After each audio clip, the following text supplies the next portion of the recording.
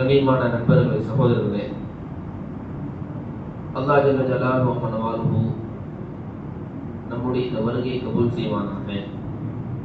சத்தமா சொல்லுங்க. நம்மை முழு உலகத்துக்கும் ஹிதாயத்துக்கு நலவுக்கு காரணமாக அல்லாஹ் ஆக்கியது புரிவானாக. நண்பர்களே, சகோதரர்களே, உலகத்தில் ஹஜ்ரத் ஆதம் அலைஹிஸ்ஸலாத்திலிருந்து கியாமத் வரைக்கும் எத்தனை மனிதர்கள் வரை இருக்கிறாங்களோ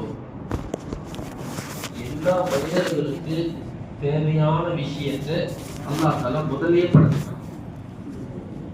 ஹதீஸில் வருது, خلقல்லாஹு தஆலா قبل 50,000 சனா, 50,000 வருஷத்துக்கு முன்னாடி மனிதனுக்கு தேவையான விஷயங்களை அல்லாஹ் முடிவு செஞ்சுட்டான். எத்தனை வருஷத்துக்கு முன்னாடி? 50,000 வருஷத்துக்கு முன்னாடி. இப்போ நீங்க ஸ்கூலுக்கு போறீங்க அல்லது காலேஜுக்கு போறீங்கன்னு சொன்னா போறதுக்கு முன்னாடி யோசிப்போம், என்ன செய்யறது. வெளிநாட்டுக்கு போகணும்னு சொன்னா அதுக்கு பாஸ்போர்ட், விசா, அது சம்பந்தம் யோசிப்போம். ஊர்ல இருந்து லீவ் முடிச்சுட்டு ஊருக்கு வரீங்க, காலேஜுக்கு வரீங்க, ஒரு 3 நாள் கூட யோசிப்பீங்க, எடுத்துட்டு போவோம். அல்லாஹ் எத்தனை வருஷத்துக்கு முன்னாடி முடிவு செஞ்சுட்டா? சத்தமா சொல்லுங்களேன். 50,000 வருஷத்துக்கு முன்னாடி. நண்பர்களே, சொல்லி அதே மாதிரி உலகத்துல நமக்கு என்னென்ன தேவை முடிவு செஞ்ச அல்லாஹ் நம்ம எல்லாம் சொர்க்கத்துக்கு எவ்வளவு பேர் போவோம் அப்படிங்கிறதையும் நரகத்துக்கு யார் யார் போவாங்க என்பதையும் எல்லாம் முடிவு செஞ்சிடும். இதுல ஒரு ஆச்சரியமான விஷயம் என்ன தெரியுங்களா? ஆதம் அலைஹிஸ்ஸலாத்துக்கும் கியாமத் வரைக்கும் எல்லா மனிதனுக்கும் சொர்க்கத்துல இடம் இருக்கு. எல்லா மனிதனும் சொர்க்கத்துக்கு போனாலும் இடம் இருக்கு, சொர்க்கத்துல இடம் இருக்கு. அதே போல எல்லாமே பாவம் செஞ்சு நரகத்துக்கு போறதா இருந்தால் நரகத்துல இடம் இருக்கு. சொர்க்கத்துல இடம் இருக்கு, நரகத்துல இடம் இருக்கு. இப்ப யார் ஈமானை ஏற்றுக்கொண்டு அல்லாஹ்வை கட்டுப்பட்டு அல்லாஹ்வை நம்பி உலகத்துல தன்னுடைய மனோ இச்சையை அடக்கி அல்லாஹ் நிறுவனமாக வாழ்வாங்களோ, நாளைக்கு மௌத்துக்கு பிறகு அல்லாஹ் அவருக்கு சொர்க்கத்துடைய அந்த காற்று அவருக்கு கபர்ல வீசப்படும். கபரே அவருக்கு சொர்க்கமாக ஆயிடும். 3 கேள்வி முஸாக்கரால சொல்லியிருப்பாங்க. கபர்ல வச்சவங்க எத்தனை கேள்வி கேட்பாங்க? முதலாவது என்னங்க? சத்தமா சொல்லுங்களேன். மன் ரப்புக, உன்னுடைய இறைவன் யார்? இரண்டாவது, உன்னுடைய மார்க்கம் என்ன? மூன்றாவது, உன்னுடைய நபி யாரு? இதற்கு ஒருத்தர் சரியான பதில் சொல்லிட்டார் வச்சுக்கோங்க, அவருக்கு அங்கேயே சொர்க்கத்துடைய கதவு திறக்கப்படும், சொர்க்கத்துடைய தென்றல் காற்று வீசப்படும், அவருக்கு சொல்லப்படும் புது மாப்பிளையை போன்று சந்தோஷமான முறையில நீ இங்க வாரு, தூங்கு. இப்ப இவங்க எல்லாமே சொர்க்கத்துக்கு போயிட்டாங்கன்னு வச்சுக்கோங்களேன். இப்ப சொர்க்கத்துக்கு போன பிறகு அந்த இடம்லாம் நரகத்துக்கு இவங்க போக வேண்டிய இடம் வேக்கண்டா இருக்குமா இல்லையா? அப்ப இந்த இடம் எல்லாமே யாரும் சுருட்டி கொடுக்கப்படும்னா, ஏற்கனவே நரகத்துக்கு போயிருப்பாங்கல்ல, அந்த நரகவாசிகளுக்கு அல்லாஹ் இது எல்லாத்தையும் சேர்த்து குர்ஆன்ல சொல்றோம். அந்த சொர்க்கவாசிகள் நரகத்துக்கு போன இடம் வேக்கண்ட் எல்லாத்தையும் அந்த வேதனையை இருக்கிற நரகவாசிகள் எல்லாம் சேர்த்து கொடுப்பாங்க. இப்ப நரகத்துக்கு சில பேர் போயிருப்பாங்கல்ல, இப்ப அவங்களுடைய இடம் தான் எங்க வேகண்டா இருக்கும்? சத்தமா சொல்லுங்களேன். சொர்க்கத்துல அந்த இடத்தை, அந்த வேகண்டான சந்தோஷங்களை, இடங்களை சொர்க்கவாசி அல்லாஹ் அதிகப்படுத்தி கொடுப்பான். அல்லாஹ் தான் நம்ம எல்லாரும் சொர்க்கவாசி ஆக்குவானாங்க. சத்தமா சொல்லுங்க. முழு உலகத்துல எல்லா முஸ்லிம்களும் எல்லா மக்களும் சொர்க்கத்துக்கு புறம் தெரிஞ்சாங்க அல்லாஹ் ஆக்கி இருப்பாங்க. அந்த வேலைக்காக வேண்டியது நாங்கள் எல்லாம் உட்கார்ந்து நான் என் உண்டு, என்னுடைய குடும்பம், நான் சாப்பிடணும், நான் ஒரு வேலைக்கு போகணும், நான் ஒரு வீடு கட்டணும், நான் நல்ல ஒரு அதிகாரம் பதவிக்கு வரணும். இந்த ஒரு யோசனை இருக்குல்ல, இது நமக்கு மட்டும் இல்லை. இதே சிந்தனை எலிக்கும் இருக்கு, பூனைக்கும் இருக்கு, நாய்க்கு இருக்கு, கழுதைக்கு இருக்கு. நான் நல்லா இருக்கணுங்கிறது எல்லா மிருகங்களுக்கும் இருக்கு. ஒரு வீடு கட்டணும் அப்படிங்கிறது என்னோட லட்சியமா இருந்துச்சுன்னா என்னை விட அழகா வீடு கட்டுறது யாரு? தூக்கணங்குருவி இருக்கு, எடுத்து பாருங்க. தூக்கணங்குருவி இருக்கு, அவர் இது பார்த்துருக்கீங்க, லிஸ்ட் பார்த்துருக்கீங்க கூட. அதுல முன்னாடி ஒரு வெயிட்டிங் ஹால் இருக்கு, ரிசப்ஷன், உள்ளுக்குள்ள பெட்ரூம் இருக்கும். இப்ப இரவு நேரத்துல அந்த குஞ்சுகளுக்கு லைட் வெளிச்சிருக்கா, மின்மினி பூச்சி இருக்கா இல்லையா, அதை என்ன செய்யும் சொன்னா அந்த களிமண்ணை கொண்டு வந்து உள்ளுக்குள்ள ஃபிட் பண்ணி அந்த மின்மினி பூச்சி தலையை கொண்டு வந்து அந்த களிமண்ணில் புதைச்சிருப்போம். அப்ப அது மின்மிடிச்சுட்டே இருக்கும். நல்ல இன்டீரியர் செட்டப் பண்ணி நல்ல வீடு கட்டுறது சிறந்தது சொன்னா என்னை விட தூக்கணங்குருவி சிறந்தது. நிறைய குழந்தை பெற்று நல்ல வாழ்க்கை வாழணும்னு சொன்னா என்னை விட பூனையும் என்னை விட மற்ற மிருகங்கள் சிறந்தது. அதிகாரத்துக்கு வந்து பதவி ஒரு போஸ்டோட கிடைச்சிருச்சுன்னா நீ சிறந்தவன் அப்படின்னு நினைச்சா என்னோட கோழி சிறந்தது. ஒரு சேவலுக்கு 10 கோழி இருக்கும். அதே இடத்துல இன்னொரு சேவலை கொண்டு வந்து விட்டே வச்சுக்கோங்க, இந்த 2 சேவல் சண்டை போடும், நீயா நானா. இதான அரசியல்.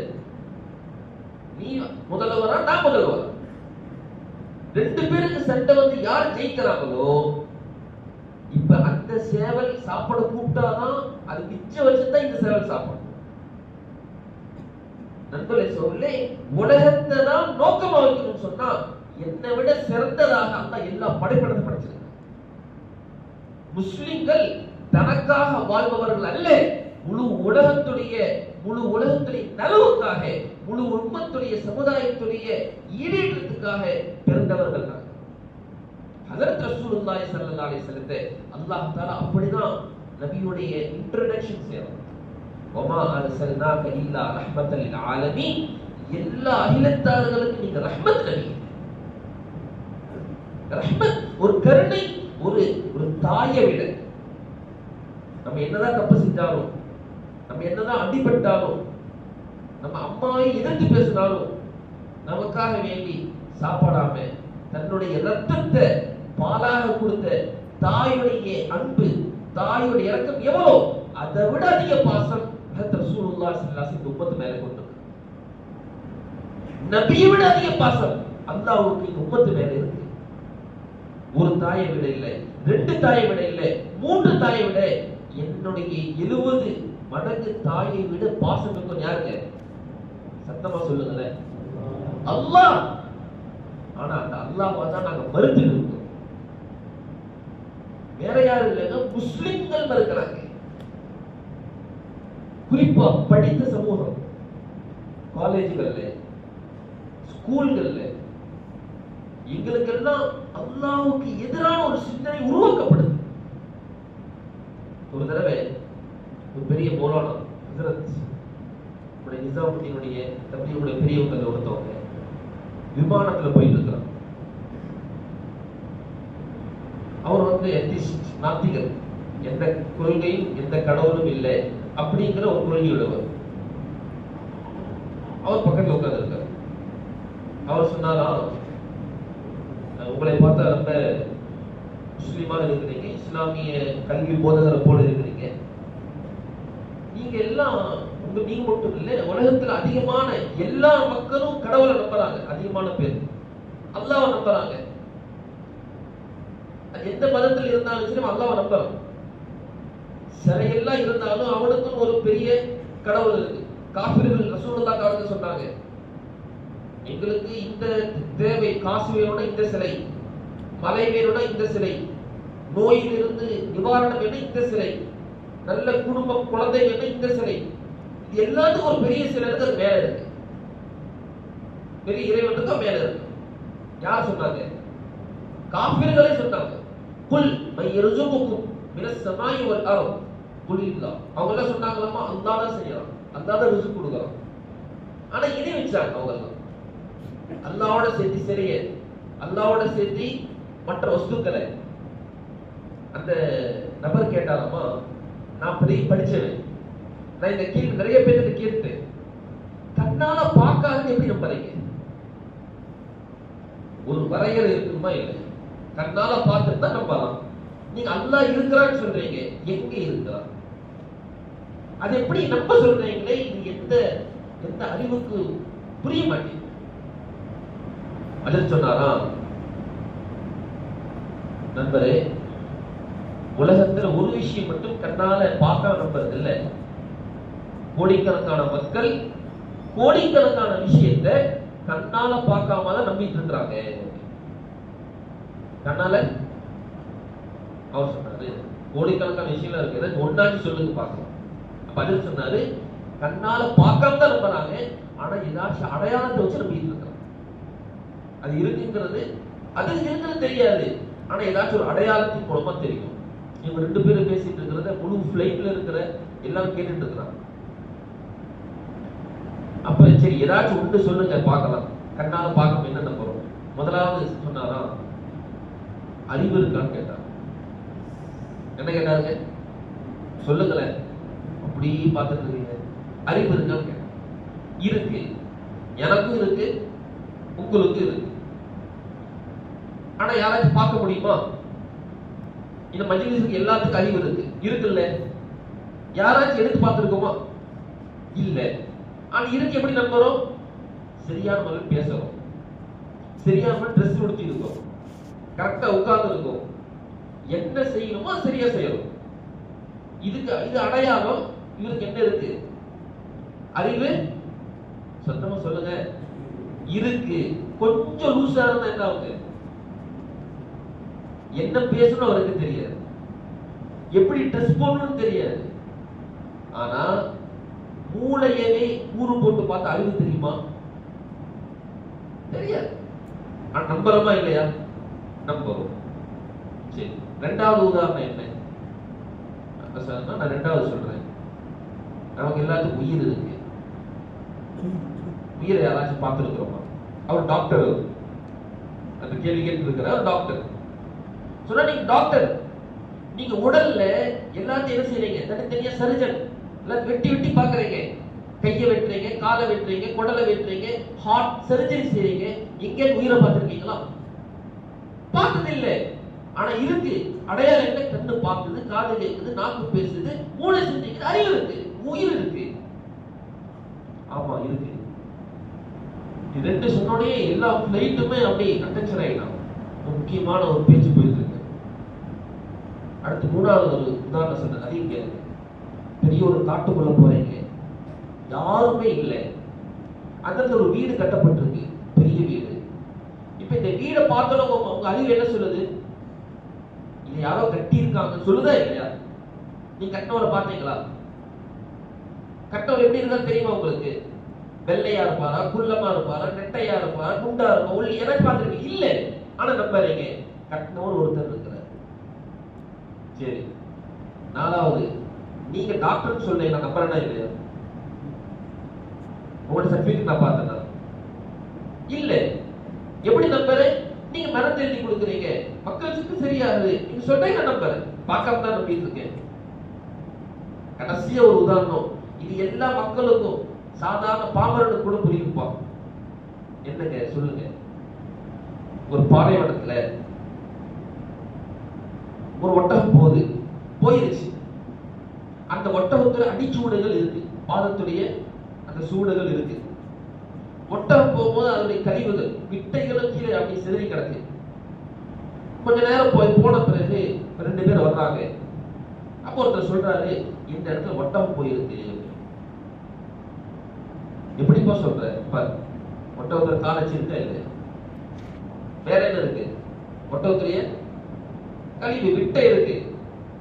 சாதாரண ஒரு விட்டையையும் சாதாரண அடிச்சு விட பார்த்து, காலோட அச்ச பார்த்து விளக்குறோம். என்ன இருக்கு? என்ன போயிருக்கு? ஒட்டகம் போயிருக்கு. அதுன்னு சொன்னாங்கன்னா, இந்த வானம், பூமி, சூரியன், சந்திரன், இது எல்லாத்தையும் இயங்கிட்டு கேட்டானா, இது எப்படி இதெல்லாம் படைக்காம இதெல்லாம் உருவாயிருக்குமா?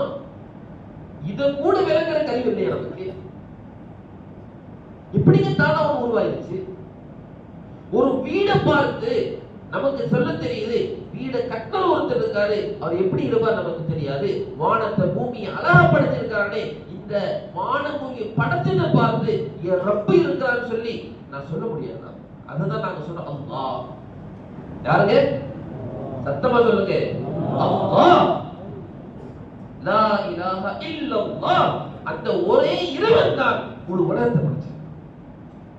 முழு உலகத்தை அன்புல சொல்லு, அந்த அல்லாஹ் சொன்ன வாழ்க்கையை, அந்த அல்லாஹ் சொன்ன கட்டளைகளை என்னோட வாழ்க்கையில நான் எடுத்து நடந்துட்டேன். என் வாழ்க்கையில வெற்றி அல்லாஹ் கொடுப்போம். நம்ம படிக்கிறோமா இல்லையா? எல்லாமே காலேஜ்ல இருந்து வந்திருக்கீங்க, பெரிய பெரிய படிப்புகள். இனி சில வருஷங்களுக்கு பிறகு நம்ம தான் உலகத்தில் ஏதாச்சும் ஒரு அதிகாரங்கள்ல, ஜாபுகள்ல, நாடுகள்ல இருப்போம். ஒரு விஷயத்தை நல்லா உள்ளத்துல பதிய வைங்க. நபிமார்கள் வந்தாங்களா இல்லையா? எத்தனை நபிமார்கள் வந்தாங்களோ எல்லா நபிமார்களும் அந்தந்த காலத்தில் உண்டான கல்விகளுக்கு எதிரான முறையில தான் என்ன செஞ்சாங்க? தாவத்து கொடுத்தாங்க. அந்தந்த காலத்துல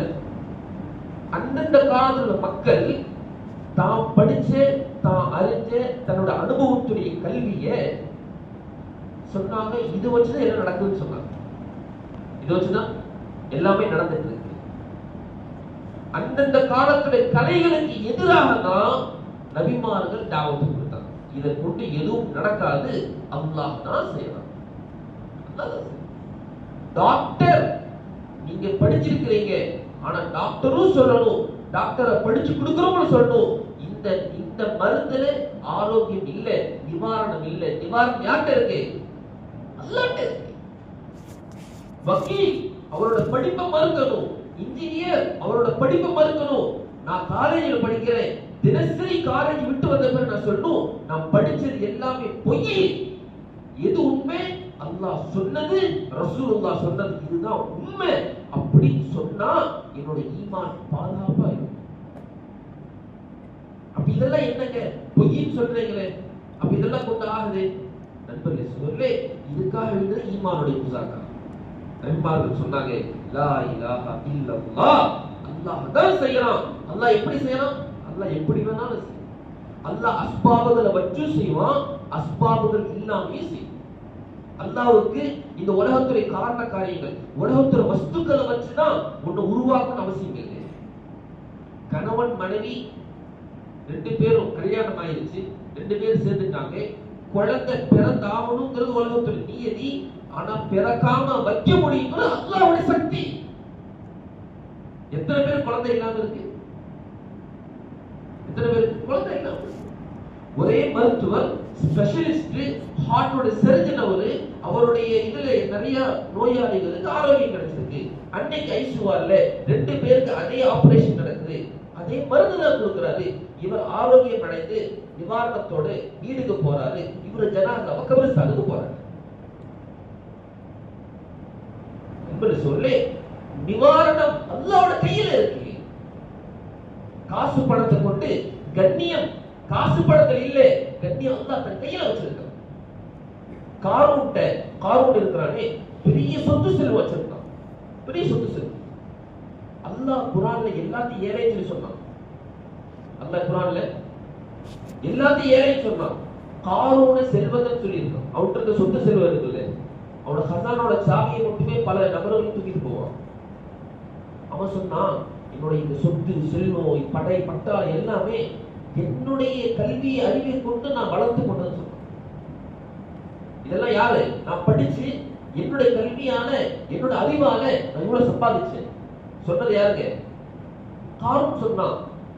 உலமாக்கள் சொன்னாங்களாமா, அல்லாஹ்வை நம்பல உலமாக்கள், நம்பியவர்கள் சொன்னாங்க, இன்னமா ஊதிது அலா இல்மி இந்தி. காரூன் சொன்னான், இதெல்லாம் எனக்கு கொடுக்கப்பட்ட இல்மால நான் சேமிச்சது. உலமாக்கள் சொன்னாங்க, அப்படி சொல்லாத காரூன், இதெல்லாம் யார் கொடுத்தது? அல்லாஹ் கொடுத்ததுன்னு சொல்லு. மறுத்தான், இல்ல நான் சம்பாதிச்சேன், நான் முயற்சி செஞ்சேன், இதுக்கு இருப்பார் நான் பாடுபட்டேன், பெருமை நான் தான் செஞ்சேன். அல்லாஹ் காரூனை அழிச்சு காட்டின. எப்படி அழிச்சாங்க? அவனோட சொத்து செல்வம் எல்லாமே பூமிக்குள்ள புதையுண்டு போச்சு, போயிட்டே இருக்கு. யாருமே தனக்கு பேர் யாராச்சும் காரூன் வச்சிருக்காங்களா? ஃபிரௌன் வச்சிருக்காங்க. ஃபிரௌன் யாருக்கு? பெரிய ஆட்சி, பெரிய அதிகாரம், எல்லாமே இருந்துச்சு. ஆனா அல்லாஹ் அழிச்சு காட்டினானா? எந்த நைல் நதியில மூசாவும் பனி இஸ்ரவேலர்களும் அலைஹிஸ்ஸலாம் என்ன செஞ்சாங்க?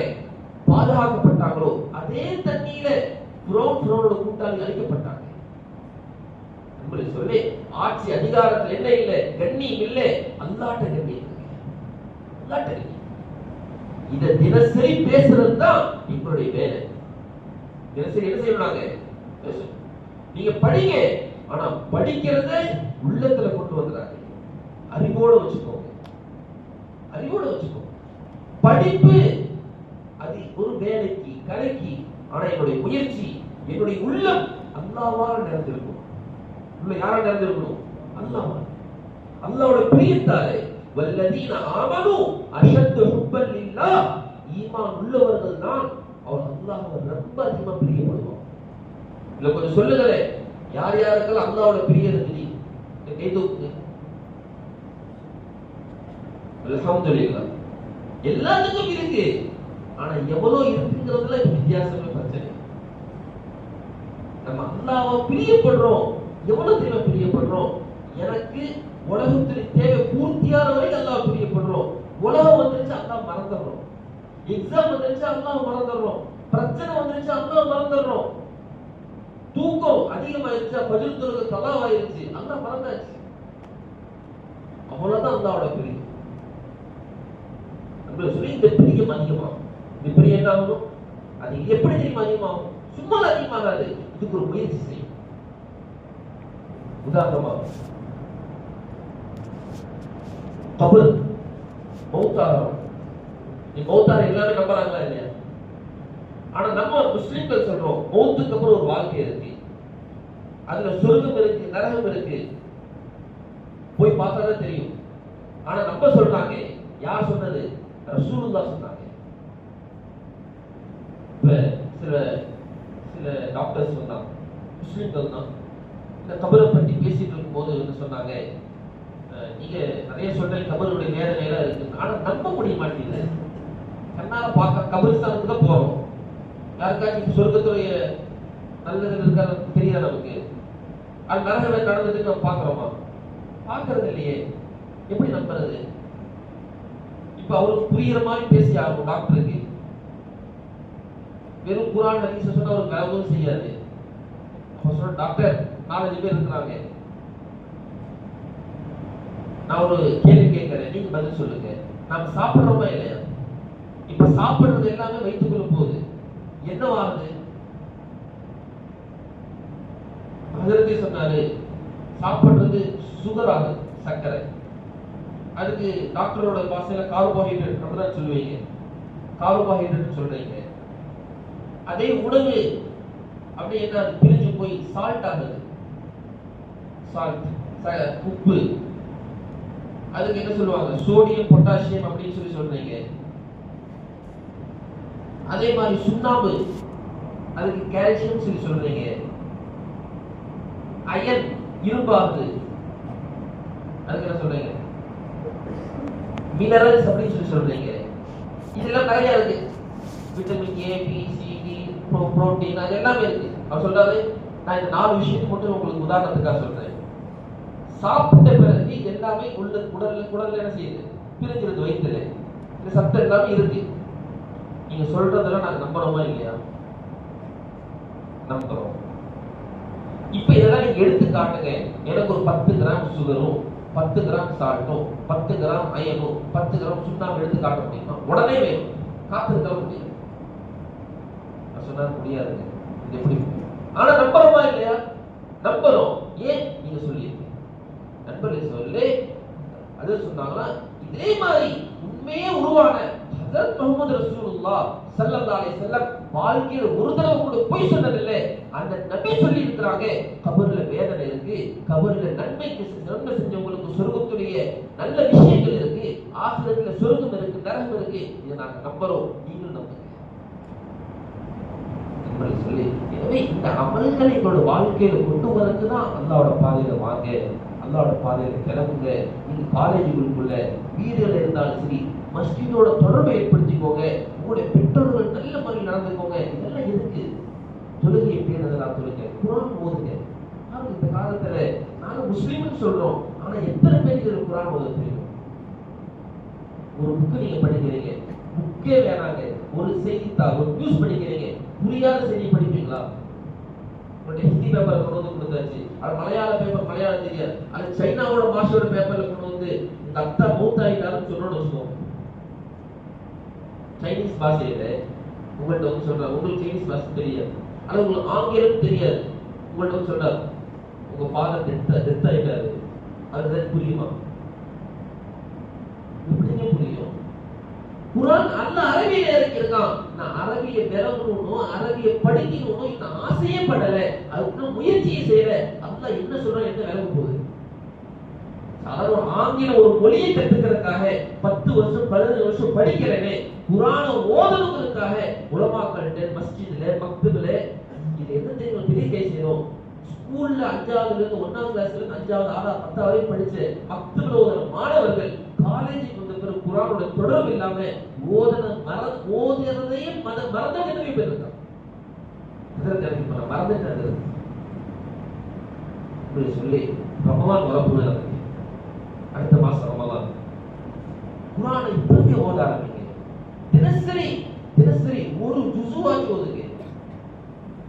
பெரிய டைம் லைன்ல 1 மணி நேரம் அதிகபட்சமா, நல்ல ஓதுறதுக்கு 1/2 மணி நேரம், முயற்சி செய்யுங்க. 1 மணி நேரம் செய்யலாமா இன்ஷா அல்லாஹ். பாருங்க, ரமலான் இருக்கு, நம்முடைய பாவங்களை அழிக்கிறதுக்காக வேண்டி வரும். பாவங்களை அழிக்கிறது. உலகத்தில் யாரும் பாவம் செய்யாம இல்லை. நபியே சொன்னாங்க, குல்லு பனி ஆதம ஹத்தா, உலகத்தில் எல்லாமே பாவம் செய்வாங்க. ஆனா அல்லாஹ்ட்ட பாவம் செய்யறவங்க யார் தெரியுமா பிடிச்சமானவங்க? பாவம் செஞ்ச பிறகு திருந்தணும் சொல்லி அல்லாஹ்ட்ட பாவடி கேட்கிறாரா இல்லையா, இவர்தான் அல்லாஹ் பிடிச்சவங்க. இதே மஜ்லிஸ்ல நீங்க உட்கார்ந்து உள்ளத்தால நான் செஞ்ச பாவத்தை அல்லாஹ் மன்னிச்சிரு அப்படி நீ கையில கூட தேவையில்லை, உள்ளத்தால ஒரு வருந்தி உங்களோட உள்ளத்துக்கு அல்லாஹ் கனெக்ஷன் இருக்கு, அல்லாஹ் அதே நிலையில பாவத்தை மன்னிச்சு அல்லாஹ்ட்ட கேட்கறது தயார் இல்லைங்க. ரமலான் அதுக்குதான் வருது. ரமலான் அதுதான் வருது. நோன்பு வைக்கிறது ஃபரது. எனக்கு பசியோடு இருந்தா முடியாதுங்க.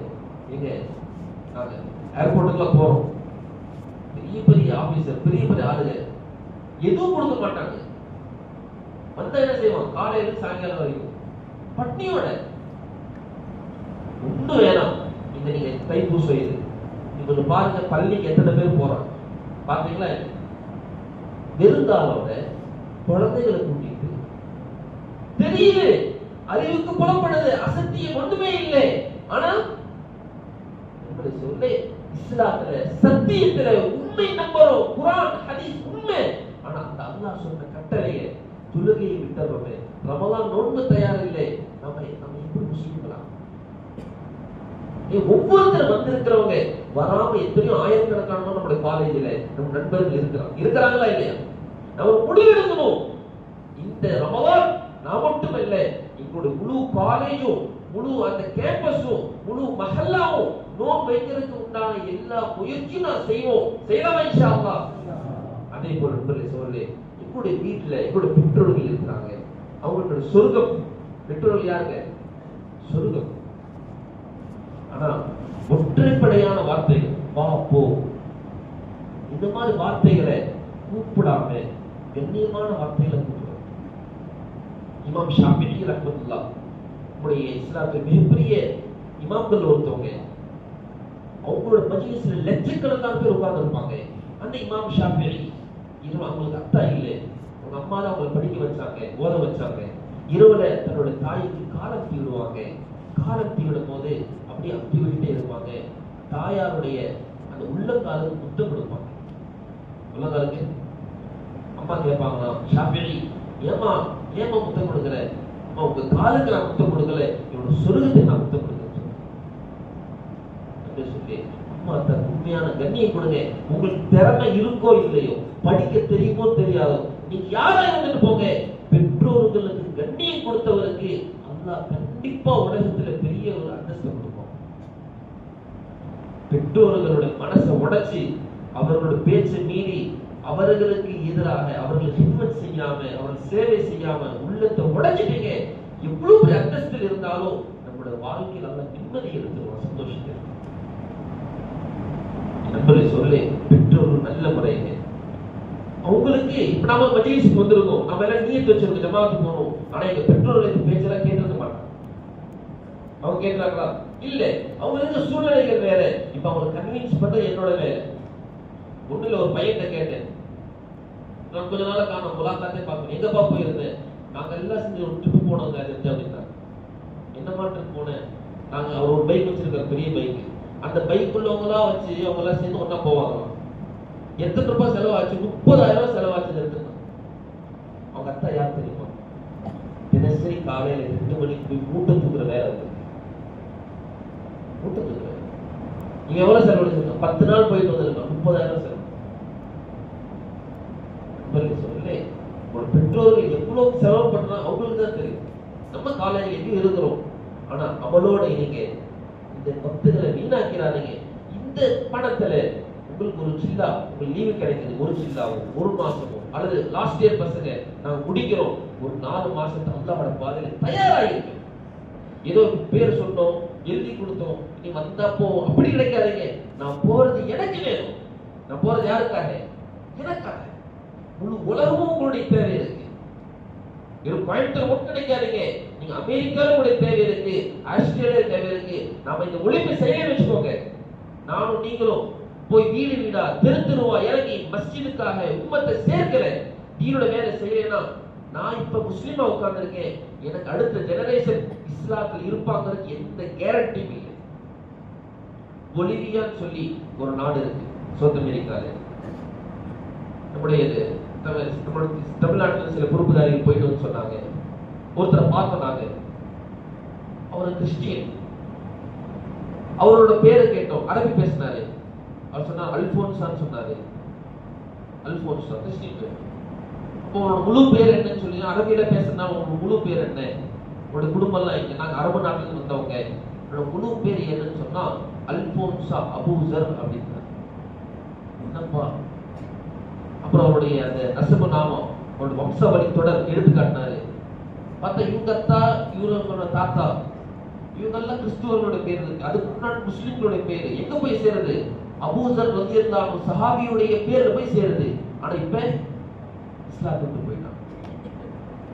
சொல்லு, இந்த உழைப்பு செய்ய எனக்காக நான் செய்யறேன். நான் 4 மாசம் எனக்காக தான் போறேன். இது ஒவ்வொருத்தரும் நியத்து வைங்க, எங்களோட அமல்களை தினசரி நான் பாதுகாப்பாகணும். அதே முறையில எங்களுடைய ரமலானுடைய இந்த வருஷத்துடைய கடைசியில அல்லாஹ்வோட பாதையில போறது எல்லாம் தயாராகலாம் இன்ஷா அல்லாஹ். அல்லாஹ் தஆலா எதை கேட்டோமோ சொன்னோமோ அதுக்கு அவளுக்கு அல்லாஹ் தௌஃபீக் செய்வானாக. பல விஷயங்களை இப்ப இங்கிருந்து நாம போனதுக்கு அப்புறம் நம்ம காலேஜுக்கு கேம்பஸுக்கு போவோம், அல்லது மஹல்லாவுக்கு போவோம், நண்பர்கள்ட்ட நீங்க முசாக்கரா செய்யாதீங்க, பேசுங்க. பேசாட்ட மறந்துடும். தினசரி ஒரு 1/2 மணி நேரம் இதுக்காக நேரம் கொடுங்க. உங்க பள்ளிக்கு நீங்க வாங்க, பள்ளியோட முகாமி சாத்திகள் இருப்பாங்க, அவங்களோட சேருங்க. உங்க நட்பு வட்டாரத்தை இந்த மாதிரி சூழ்நிலை, ஏன்னா நம்ம எல்லாம் நண்பர்கள் எப்படி சூழ்நிலை இருக்கோ அந்த மாதிரி ஆகிடும். சூழ்நிலையை மாத்திரதான் தாவத். அப்ப யாரெல்லாம் இந்த மாதிரி எத்தனை பசங்க ட்ரக்ஸுக்கு, நம்ம முஸ்லிம் பசங்க, அவன் பேசுறது என்னன்னே தெரியறது இல்லை, அவன் மேல வெறுப்படைய கூடாது. அது அபூதர்தா அல்லாஹ் சொன்னாங்களாமா, பாவம் செஞ்சவன் குழியில விழுந்துட்டான், அவனை திட்டாதீங்க, அங்க வெளியாக்குங்க. பாவம் செய்யறவன் குழியில திட்ட வெளியாக்குங்க. திட்டிட்டு நடக்காது. ஒவ்வொருத்தரையும் அந்த சூழல் வெளியாக்குறது என்னோட கடமை. செய்யலாமா இன்ஷா அல்லாஹ்.